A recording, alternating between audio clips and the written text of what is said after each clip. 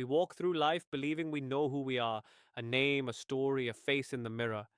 But what if that sense of me is only a character, a mask shaped by memory, emotion, and desire? What if the one speaking inside your head is not you at all?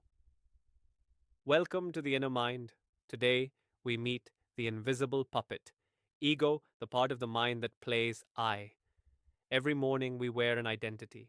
We wake up inside a story that begins with I am. I am a writer. I am a parent. I am broken.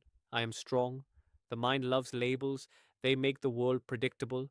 But each label, however comforting, also builds a wall. The more we define ourselves, the more we fear what doesn't fit the definition. That's the ego, the invisible puppet master.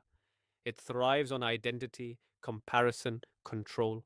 It whispers, without me, you are nothing. And so, we obey.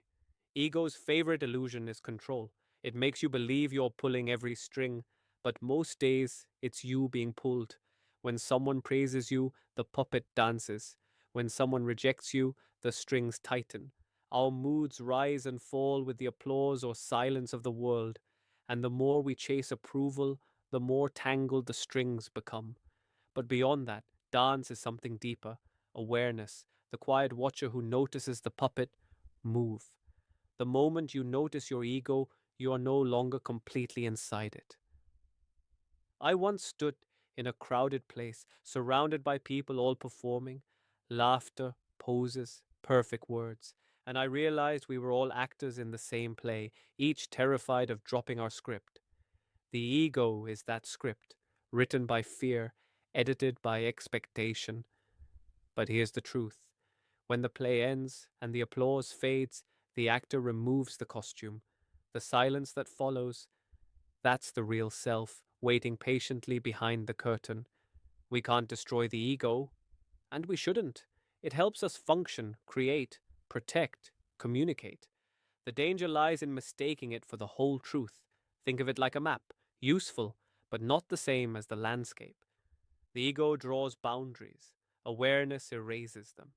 The ego says mine and yours. Awareness says we. The art of living is not killing the ego, but learning when to loosen its strings.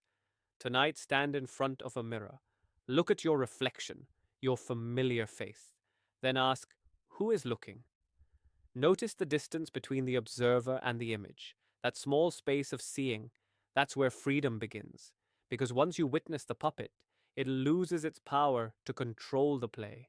In its place rises humility and connection.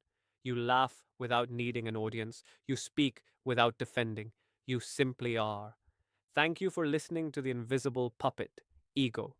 In the next episode, the storm and the sky, awareness. We'll look at awareness itself, the still sky that watches every emotion, every thought, every rise and fall without ever being moved. Until then, notice when the puppet moves. And remember, behind every string there's a witness quietly smiling.